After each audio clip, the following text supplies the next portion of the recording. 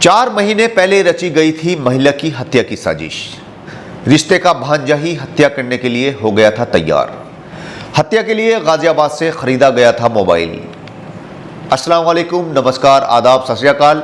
मैं हूं आपके साथ नबील अख्तर और आज मैं आपके लिए लेकर आया हूं एक ऐसी कहानी जो रिश्तों पर से यकीन उठा देने के लिए काफ़ी है, जिसमें एक फुल प्रूफ प्लानिंग के साथ वारदात को अंजाम दिया गया, लेकिन अपराधी पुलिस की पकड़ में आ ही गया।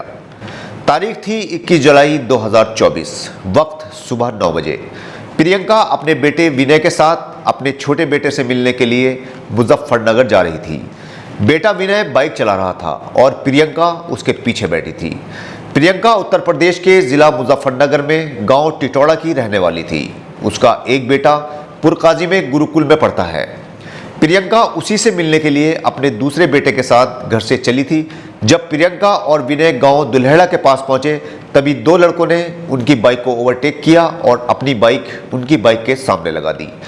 दो बदमाशों में से एक ने तमंचा निकाला और गोली चला दी। गोली चलते ही विनय ने बाइक को दौड़ा लिया, मगर इसी बीच उसकी मां प्रियंका गाड़ी से नीचे गिर गई और विनय उसे छोड़कर मौके से भाग गया। गोली प्रियंका को लग चुकी थी और गोली मारने के बाद बदमाश मौके से फरार हो चुके थे। अब प्रियंका खून से लथपथ जमीन पर पड़ी थी। उसके पेट पर गोली मारी गई थी और सड़क पर गिरने की वजह से उसके सिर से भी खून बह रहा था। बदमाशों को लगा कि प्रियंका मर चुकी है, इसी के चलते वो वहां से फरार हो गए। गोली चलने की आवाज़ पर मौके पर भीड़ जमा हुई और लोगों ने पुलिस को इत्तला की। पुलिस भी मौके पर पहुंची। तब तक प्रियंका जिंदा थी। पुलिस ने उसे अस्पताल भिजवाया। प्रियंका को काफ़ी हद तक होश था। इसी बीच पुलिस ने उससे पूरी बात मालूम की। पुलिस ने इस पूरे मामले की जब छानबीन शुरू की तो पुलिस के सामने कई अहम बातें खुलकर सामने आईं। उसमें सबसे बड़ी बात जो पुलिस ने नोट की थी वो थी प्रियंका की अपने पति से अनबन। प्रियंका का पति प्रवीण सऊदी अरब में रहकर काम करता था। पुलिस ने प्रियंका पर हमला करने के कई पहलुओं पर काम किया, लेकिन प्रियंका पर हमला करने की कहीं भी कोई वजह सामने नहीं आई। पुलिस का सीधा शक प्रियंका के पति पर गया।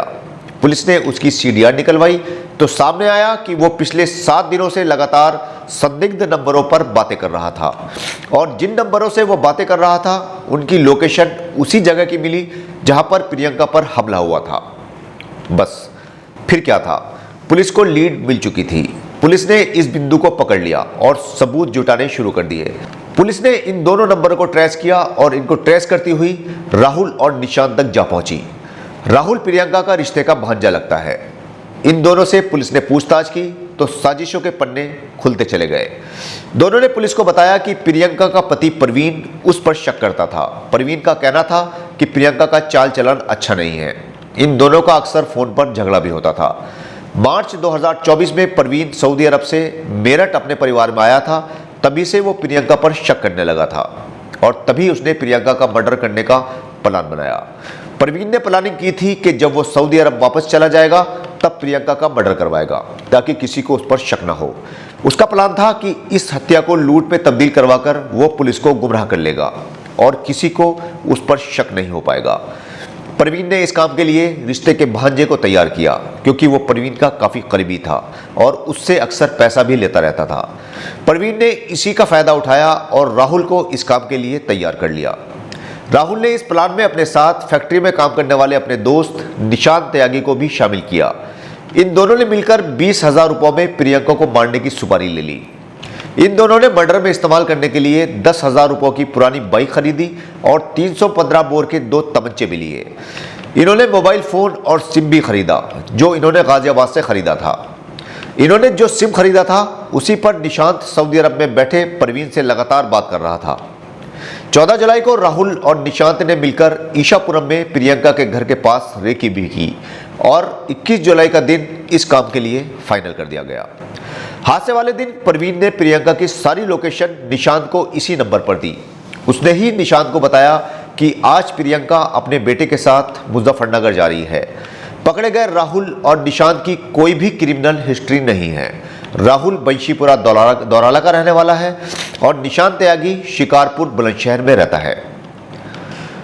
पुलिस ने इन दोनों को प्रेस के सामने पेश किया और वहां से दोनों को जेल भेज दिया गया। तो ये थी आज की ऐसी कहानी जिसने हमें सिखाया है कि अब रिश्तों का कत्ल भी सरेआम होने लगा है। आप भी अलर्ट रहिए, अपने आसपास होने वाले हर घटनाक्रम पर पूरी तरह से नजर रखिए, सतर्क रहिए, स्वस्थ रहिए और देखते रहिए क्राइम हलचल विद नबील अख्तर।